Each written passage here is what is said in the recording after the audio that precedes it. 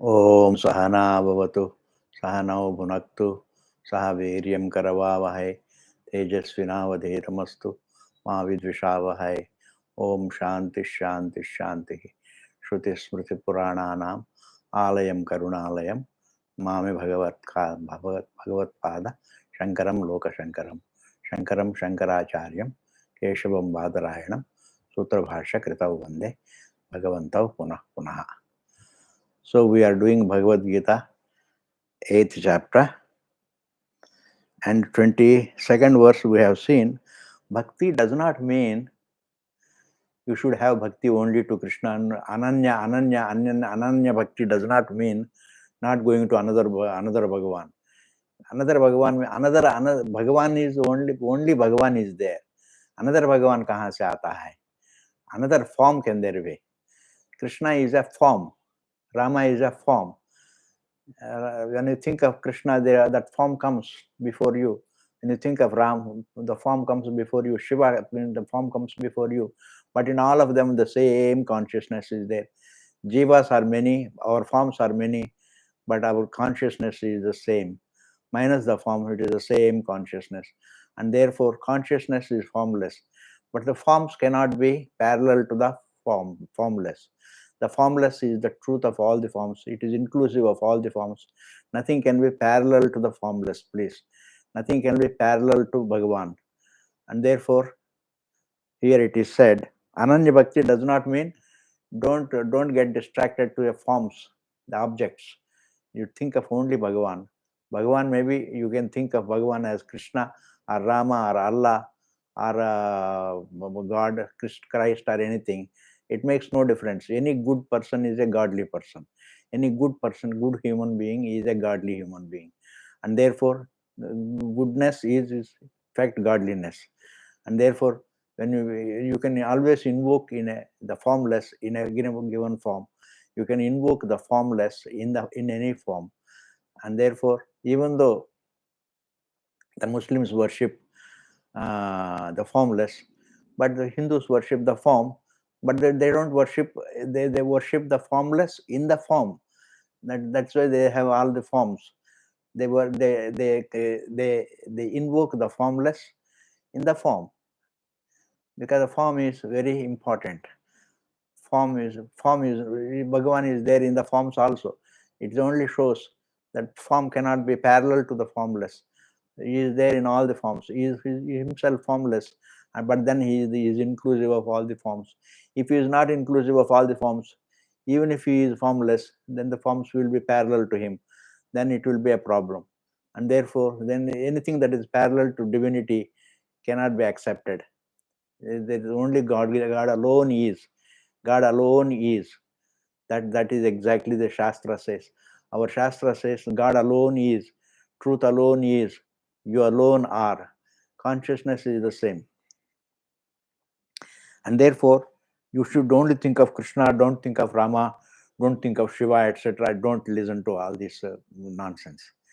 Bhagavan is, don't think of any form, but then think of God in that form. Think of any form and think of God in that form. Think of God as the truth of every form, as the locus of every form. He is the locus of every form. He is inclusive of all the forms. He is himself formless, but he is inclusive of all the forms. And therefore, he is all inclusive. All inclusive. That is why he is called Kritsnaha. Bhagavan is Kritsnaha. Kritsnaha means he is complete. He is a complete being. If something is parallel to him, how can he be complete? If something is parallel to him, how can he be complete? This you must always understand this. The formless has to be infinite. If it is infinite, the finite cannot be parallel to the infinite. The infinite has to include the finites, has to be inclusive of the finites. The finite cannot be parallel to the infinite. And therefore, it is Kritsnaha.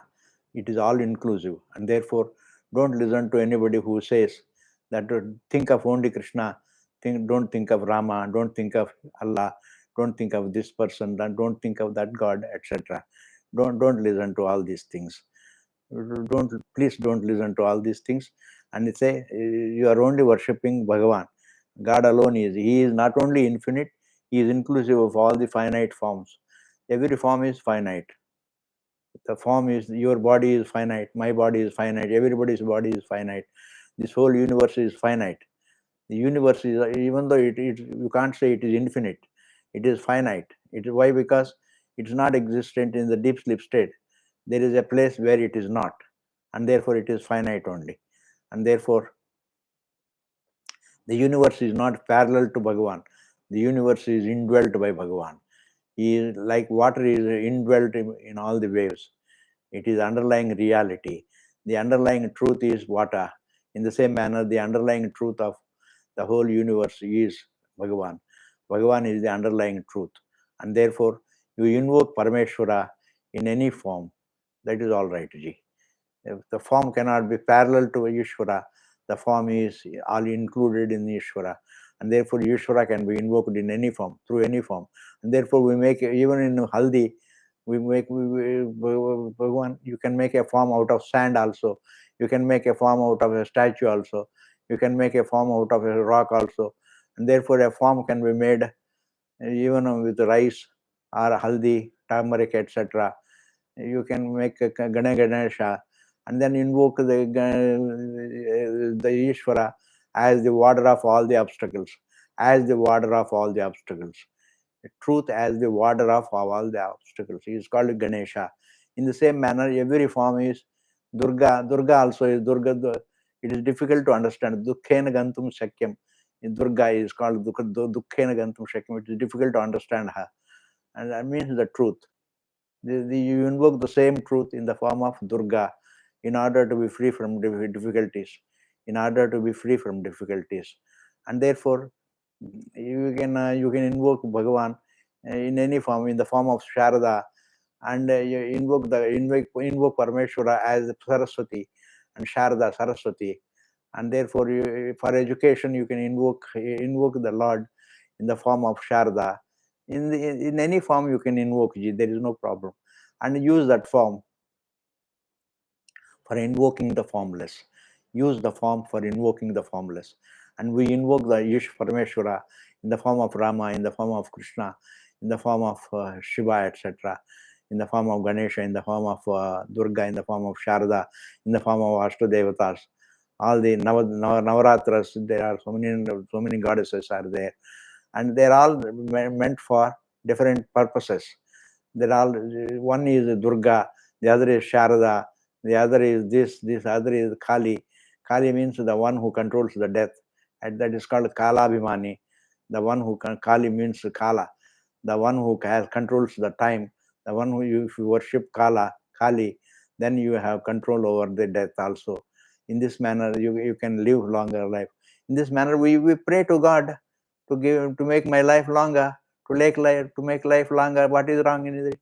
In every prayer, there are so many sankalpas. If you are sick, you can come out of that sickness. You can come out of the mortality fear. You can come out of idiocy. Education also is Sharada. In the name of Sharada, you can get education. In the name of Durga, you can come out of difficulties. In this manner, you invoke the formless in the form. And therefore, don't you invoke the formless in the form, and therefore you worship only this in this form. You should not invoke Parameshwara in another form. In this manner, don't say. You can invoke the formless in any form, Ji. You can invoke the infinite in any finite thing, in any finite form. And therefore, it is said, Ananya Bhakti means don't get distracted to the pleasures. That's all the meaning. Ananya Bhakti means Ananyaya. Ananyaya means Ananyaya Bhaktya. The one who worships me through Ananya Bhakti means the one who worships me, the one who invokes me, the one who thinks of me without getting distracted to the pleasures, without getting distracted to the objects, without getting distracted to adharma, that is, without getting distracted to violence, etc. In this manner, it should be understood. It's not that really you should take it as something. You should worship only Krishna. You should worship only Rama. You should worship only Rama's form. You should invoke Parameshwara only in Rama's form. You should invoke Parameshwara in only Krishna's form. You should invoke Krishna You should invoke Shiva's form, Shiva only in Shiva's form, use Parameshwara in Shiva's form. In this manner, don't think like that. Don't without getting distracted to the objects of pleasures. That's all. You invoke Parameshwara in any form. It is all right. And therefore, and the next verse is 23rd verse says, Yatra Kale. Kale means in which, during which time. Yatra Kale means during which time. Anavrutam, having left the body, that is understood. Yeah. That tu is meant to having left the body. That tu is meant, if a person leaves the body, yatra kale, during which time, having left the body, anavrutim. Anavrutim means a yogi becomes the anavruti. Avruti means the coming back. Anavruti means not coming back. And therefore, when does a person, when does a yogi, anavrutim and avruti? Avruti means coming back. Anavruti means not coming back. There, after death, some yogis come back, some yogis don't come back. Who are yogi? Chaiva yoginaha. Yoginaha means anavrittim chaiva yoginaha. Yoginaha means the yogis, the good people. The yogis means should be taken as, there are two kinds of yogis. One yogi always has the bhakti. He invokes the form. He is only invoker. He is only a prayer. He is only a upasaka. He doesn't know. He is a Brahma upasaka. He only prays to Brahman, and then ultimately he doesn't become a jignasu. He is not a jignasu. He doesn't go for jnanam. He only is a believer. He has the faith, and he is only a believer. And that believer is he is only Brahma upasaka. He is not a Brahma jnani, Brahma jignasu.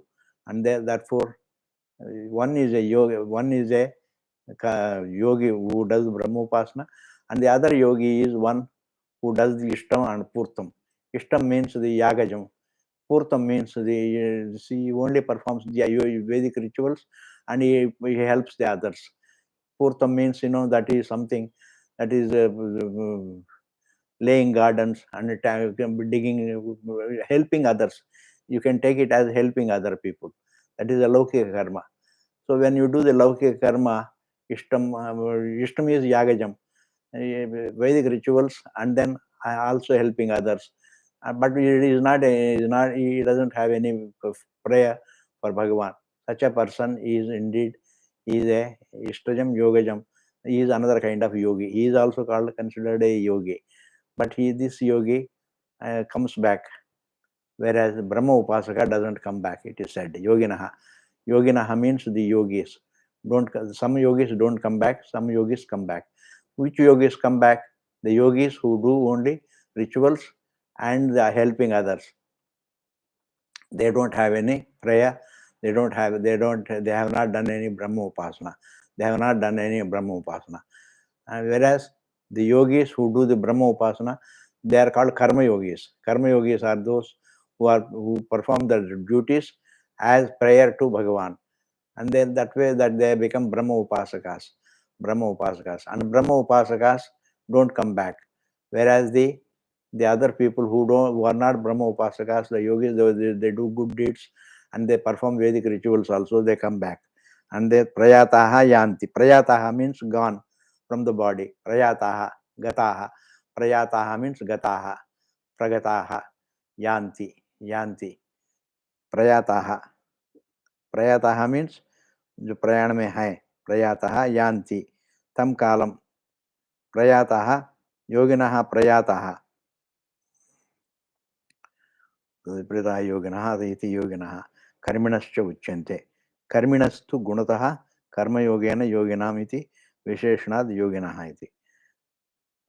कर्मिणः, one is a karmi, one is a person who performs only karma, and the other person also as a karma yogi. And that karma yogi is indeed different from a yogi. A karma yogi he performs everything as a prayer to Bhagavan. He is called a karma yogi. Whereas other yogi is only he performs the rituals, he helps the others, but he has no bhakti for Bhagavan. And such a person प्रयातः यान्ति तम कालम, उस काल को प्रवक्ष्यामि. Vakshami means I am going to tell. Bharatarshaba, hey Arjuna. Hey Arjuna, I am going to tell what is the time, what is during which time one dies, when a person has to come back. Who has to come back? Who doesn't come back? And then I am going to talk about the kala. During when does a person die?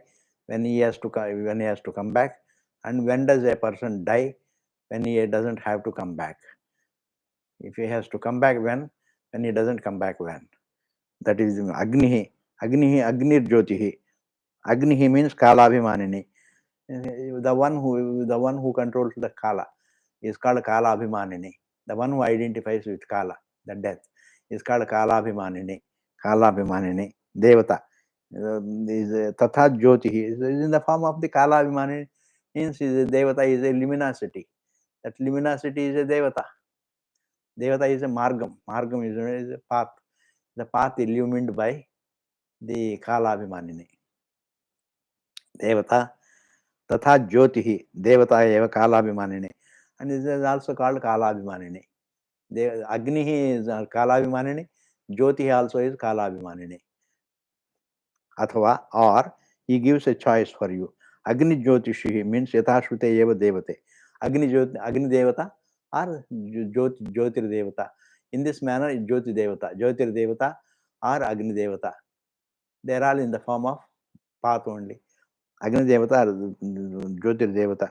Bhuyesam tu nirdesha yatra kale tam kalam iti amravanavat. Amravanavat. Amravanavat. Amravanam means, if there are majority of mango trees, then you call it, even though there are other trees, but they are in the minority, but then you always name it as mango vanam. If there are majority, so you always name a thing through the majority of the things. If there are many mango trees in a forest, then you say that it is a amravanam. It is a mango forest. It is a mango forest in this manner. It's like Kshatriya Nyaya. Kshatriya Nyaya also means if a person carries the umbrella, more people are carrying umbrella, and then umbrella wala ko. Or you can say, if a forest has got more vanas, more mango trees, then you say this is the mango trees, by majority.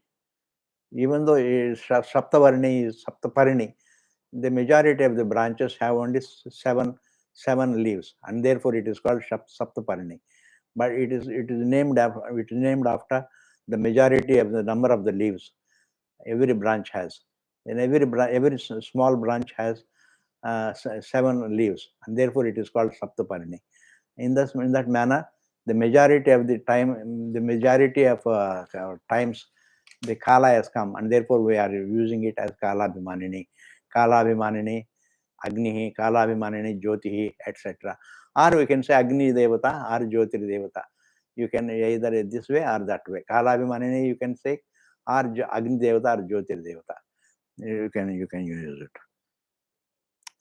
Tatha Ahar Devata. Ahar Devata means the daytime. Ahaha Shuklaha. Ahar Devata means the day. It's a very bright day. So you can travel.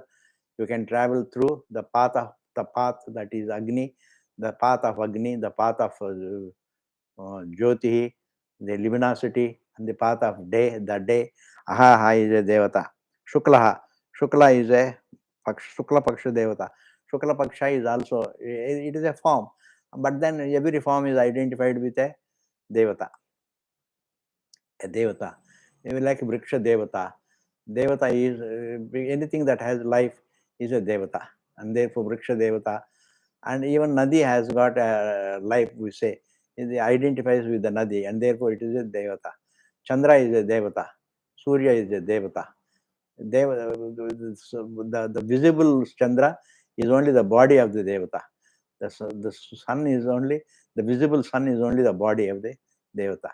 But then we always say that there is a Devata behind every form. Devata means a conscious being. There is a conscious being behind every form. There is a formless being behind every form. If it is a Devata, Ahar Devata, Shukla Devata, Shanmasa, Uttarayanam. And that is why many people, even Bhishma, held on to the body until the Uttarayanam came, Sankranti came, that till December 14th, January 14th or 15th, January 4th till January 14th, he held on to life. He wanted to die in Uttarayanam, but he died in Uttarayanam because that was his sankalpa. It doesn't mean that he had ichha mrityu. Mrityu doesn't come by your choice. Mrityu comes by without your choice also. Just as the sleep, you fall asleep, even if there is no lullaby, one day you will fall asleep. Maybe it may be late, it may take more time, but you have to fall asleep, and therefore falling asleep is not governed by choice, is not dictated by choice. Falling into falling, similarly dying, you don't you choose death. If you choose death, if the death can be chosen, then you will never choose death, and therefore there is no choice used before you wake up also. Before you are born also, you don't choose and be born. After the birth only, the choice is born. The choice is born in time. The choice is born in time. And the child also has a choice. Tatra tasmin marge prayataha sthitaha jayante nyayah. Tatra tasmin marge pravruttaha. When a person goes in the by the path dictated by the Agni Jyotihi, Ahaha, and Shuklaha, and Uttarayanam, etc., going by that path, the path of lights, and the path of light, it should be taken as the path of light only. Shanmasaha, Uttarayanam, that if a person dies in Uttarayanam, etc., during Shukla Paksha, etc., during the daytime, etc., and during the fire, and in the path of luminosity, in the light, Jyotihi, in the light of when a person dies, goes by the path of the light and Jyotihi, Agnihi, Jyotihi, and if a person goes by the path of Ahaha, and if a person goes by the path of Shukla Paksha and Uttarayanam, then he will not come back. Therefore, he says, who are those people? Brahma Upasana Paraha. They are the believers of Brahma. They are not. Brahma Upasana means they believe in Brahma, and they don't know, they look upon the Brahman as other than themselves. Brahma Upasana Paraha. They worship Brahman. They believe in Brahman, and they are called Brahma Upasakaha. They are not Brahma Jnanis. And that Brahma Upasanaha, this Brahma Upasakas go to Brahma Loka, and they are being taught there by Brahmaji, and they are liberated. In this manner, they say, it's called Karma Mukti. This Kramena iti Vakyaseshaha.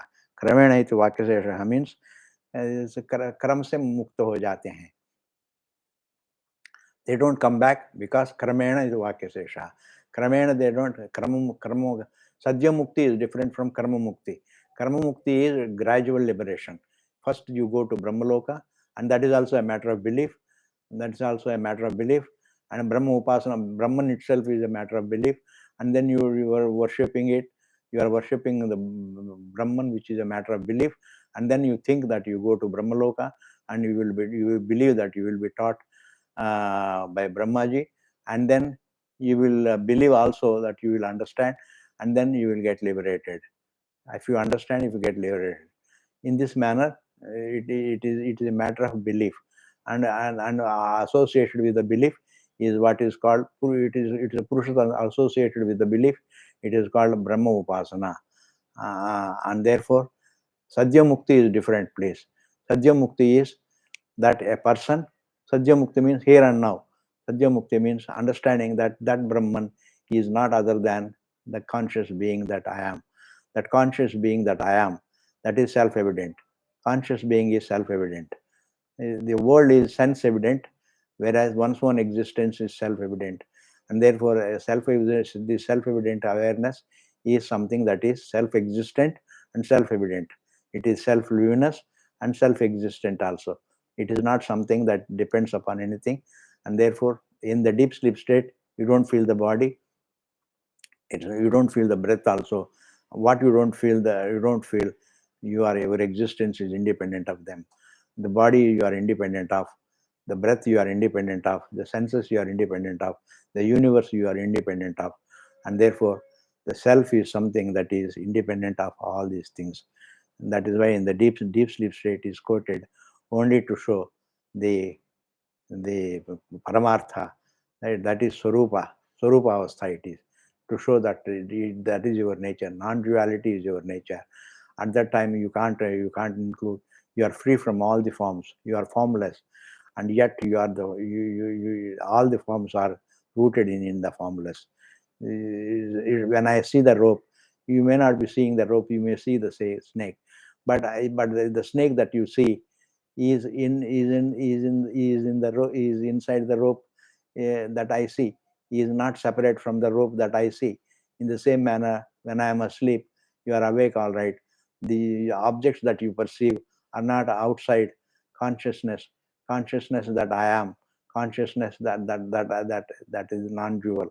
That is consciousness that is non-dual, which is by nature. And that non-dual consciousness, you are also the same. And therefore, you can say the objects that you perceive in the waking state are not outside awareness.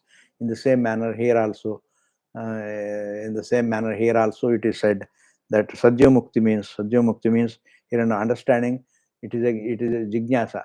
Brahma Jnanam is based upon Brahma Jignasa. A person who understands that non-dual awareness is myself. Non-duality cannot be. I cannot be a. I cannot be a. I cannot be a. What is it called? I cannot be coexistent. I cannot be parallel to. I cannot be parallel to the formless.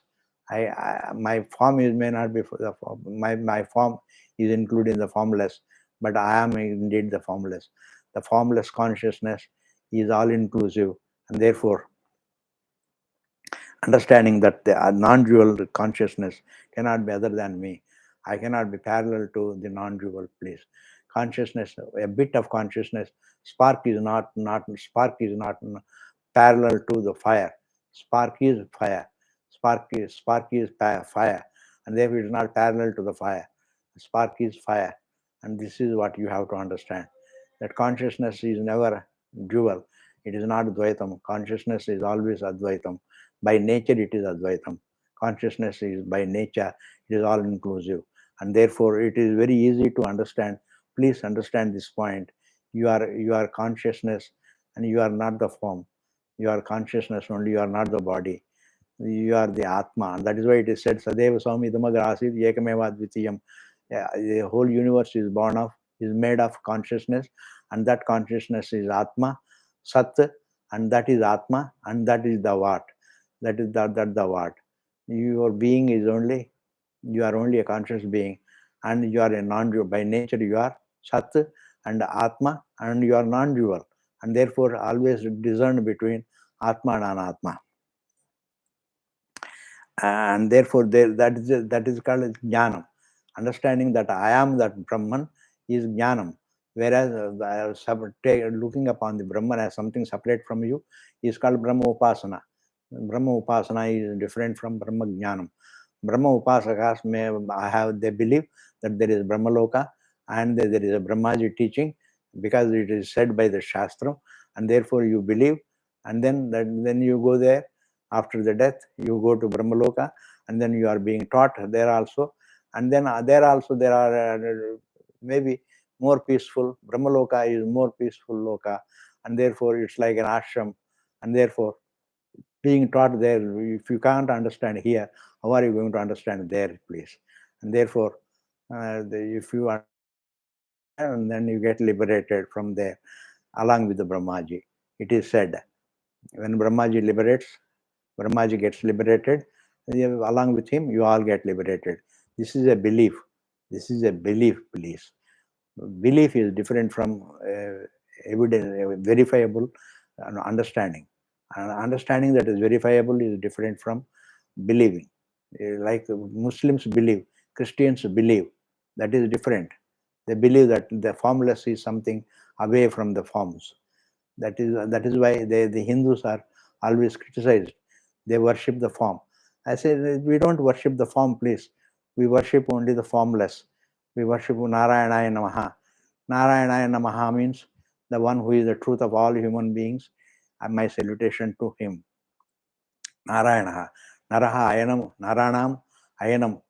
Ayana means the goal of all human beings, the Swarup of all the human beings is Bhagavan only. And therefore, and the one who is, and therefore, it's not something, Brahma Upasakas are different from Brahma Jnanis. Brahma Jnani is understanding. Understanding is different from believing. Believing is different from understanding, please. A person who believes, that belief is very subjective, whereas understanding is based upon evidence, verifiable, that you are indeed not the body is verifiable, that you are indeed unlimited conscious being is verifiable, and therefore it is Sadhya Mukti. Sadhya Mukti means here and now. Sadhya Mukti. In this very body you can be liberated, you can understand the truth, and that is what is called that there is a difference between Brahma Upasana and Brahma Jnanam, and therefore you please understand this point very well. Many people think Brahma Upasana itself is Brahma Jnanam. That is wrong. Brahma Upasana is different from Brahma Jnanam. Brahma Jnanam is understanding that consciousness, understanding yourself as that consciousness, non-dual consciousness, is called Brahma Jnanam. It is verifiable. Whereas Brahma Upasana means that thinking that Brahman is separate from you, and then you do Upasana from it. Even if you think that the Brahman, that you always think that Brahman is one with all of us, he is the truth of me also, you may think, but then that Brahman you look upon yourself, he is there in me, you will never take it as yourself. It is in yourself, but it is not you. And therefore the Upanishad says, Tatu Tvamasi, that thou art. Thou art that Brahman. Thou art that non-duality, non-dual being. In this manner, it is Brahma Jnanam is different from Brahma Upasana. The belief is different from verifiability. Non-verifiability is different from verifiability. A lot of problems are unverifiable. A lot of beliefs are unverifiable. A lot of superstition. Anything that is unverifiable is a belief. Anything that is verifiable is an understanding. And therefore, verifiability is very important place. And therefore, in the next verse, 25th verse, it is said, Dhumo Ratrihi Tatha Krishna Shanmasa Dakshinayanam. And a person who dies during the time of, it is a smoky path, Dhumaha. Dhumaha means a smoky path, Ratrihi, and it is a path of darkness. Tatha Krishna Paksha, it is a dark fortnight. And Shanmasa Dakshinayanam. And then 6 months of Dakshinayanam. Dakshinayanam is that is from January, February, March, April, May, June 20th onwards. June 20th onwards, June 21st onwards, it is Uttarayana, it is Dakshinayanam. Up to June 21st, it is Uttarayanam. From 14th of January to 21st of January. For 6 months, June, it is Uttarayanam. From 14th of January, for 6 months, it is Uttarayanam. And after that, the remaining 6 months, it is Dakshinayanam. And a person dies in Dakshinayanam, he will go to, what does he do? He is called a karmi. A karmi is one who doesn't have any faith also. He has no faith, he doesn't worship God, he doesn't believe in God, he believes only in good deeds. He believes in Vedic rituals and devatas, and he believes in doing good to others. Purta karma. Actually, he is a man of Purta karma. Purta karma means he does good deeds for human beings. That is all right. But the worshipping God also makes a difference. That makes you upasaka. And a person who doesn't worship God, he gets the punya, and then he goes into Chandramasam. Chandramasam means in Chandraloka. Chandramasam, Tatra Chandramasam Jyotihi. And then in Tatamata Jyotihi. And there is a Devata called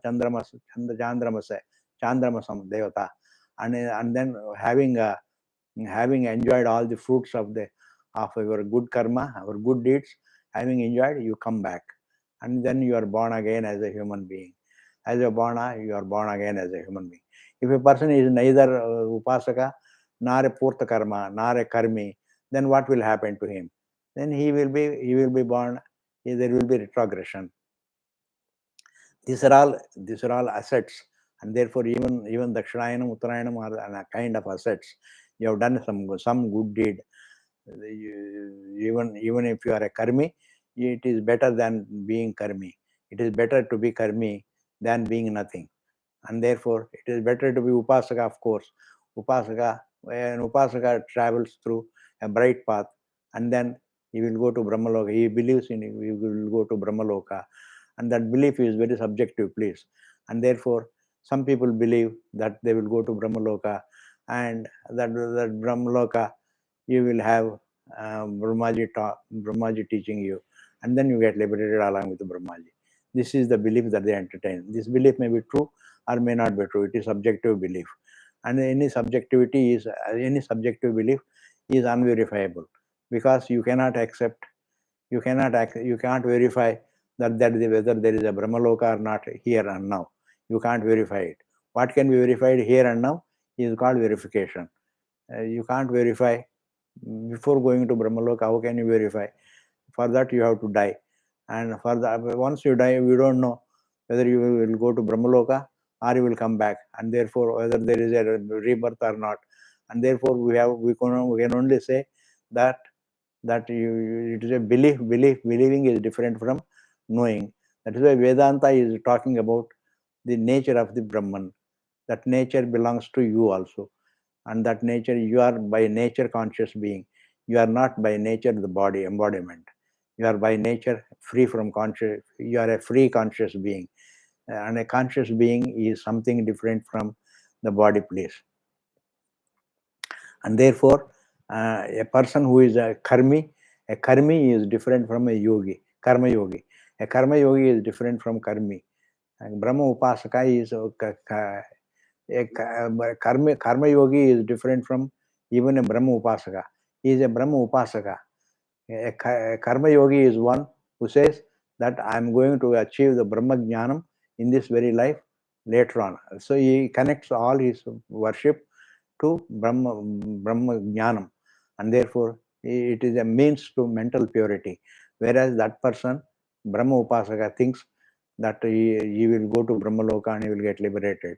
It is called Karma Mukti. Whereas the other person is called the one who travels through Dakshinayanam.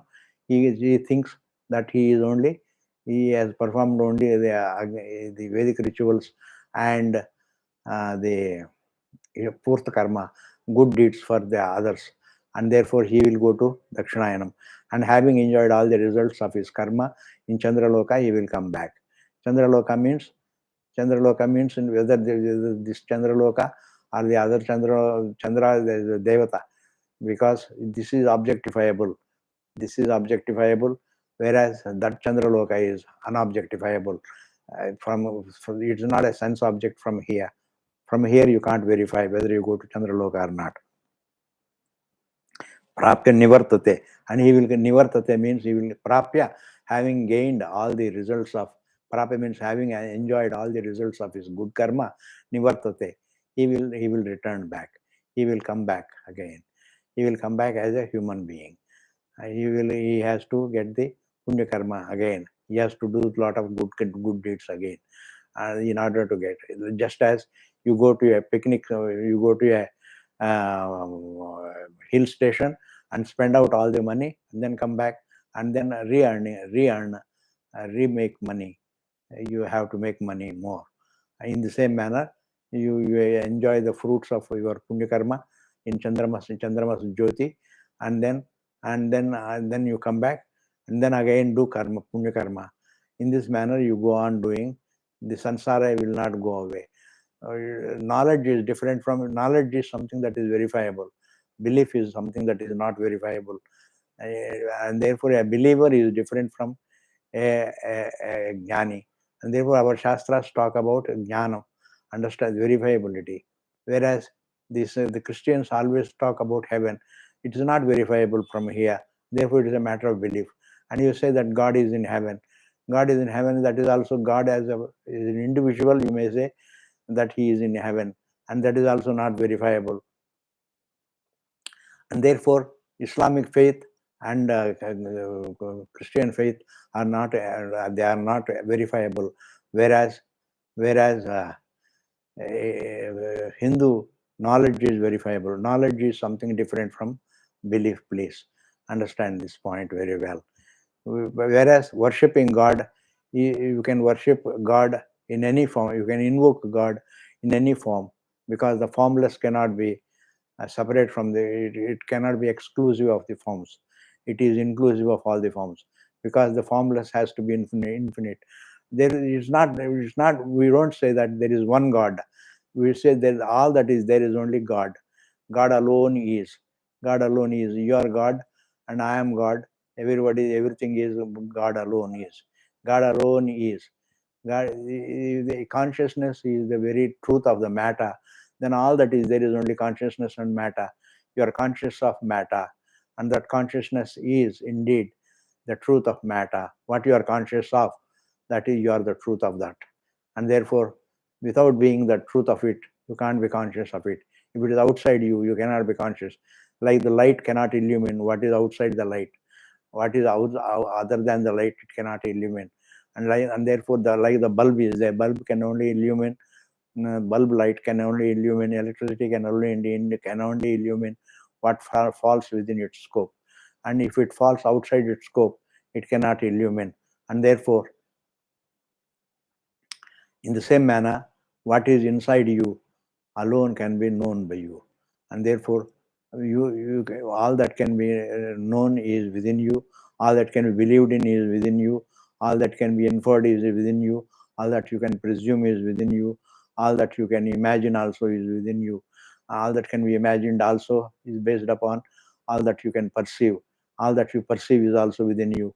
And therefore, all your imagination, your perception, your presumption, everything is according to your perception only, please. Because you can never objectify what is not believed. What is except the consciousness, everything else can be believed, can be objectified. And therefore, anything that can be objectified is not the truth. Anything that can be objectified has the truth. It is not the truth, but has the truth. Has the truth means the underlying truth of that object is the truth. You are the underlying awareness of that being, of that object. And therefore, you are aware of all the objects. And therefore, to be aware of is what is called to know, to illumine. And therefore, you are the illuminer of all objects. As the illuminer, you are alone there. As the illuminer, you are there. As the illuminer, you are there. To illuminate means it's not that really physical illumination. You know, to be aware of. To be aware of means to be illumined. To be aware, and what is within you alone can be illumined. What is not within you cannot be illumined. Just as the light can only illumine what falls within its scope, and what falls outside its scope cannot be known. And therefore, anything that is perceivable, anything that is objectifiable, is known to you, is illumined by you. And therefore, what is illumined is within you. And therefore, understanding this is what is called understanding, please, is jnanam. And jnanam is different from upasana. And upasana is based upon belief. It is kartum shakyam, akartum shakyam, anyatha va kartum shakyam. It is very subjective. This way, that way, or another way. This can be, it is subjective, please. It is possible to think this way, it is possible to think that way. You need not think also. It is based upon your choice. Whereas knowledge is not choice born, dictated. It is choiceless. And therefore, when you open your eyes, you see the forms, and that is called knowledge. And that is pramanajanya jnanam. And therefore, you have no choice over it. When you open your ears, the sound comes to you. Similarly, the smell comes to you. You have no choice over that. Supposing a rat has dead, there is a dead rat, and you see, you get the badhu in it, you get the bad smell, stink from it, and that stink you can't stop it. It's not by choice. You can if because it is when you have the pramana, the nostril, and it comes to you. It's choiceless. and therefore it's not subjective.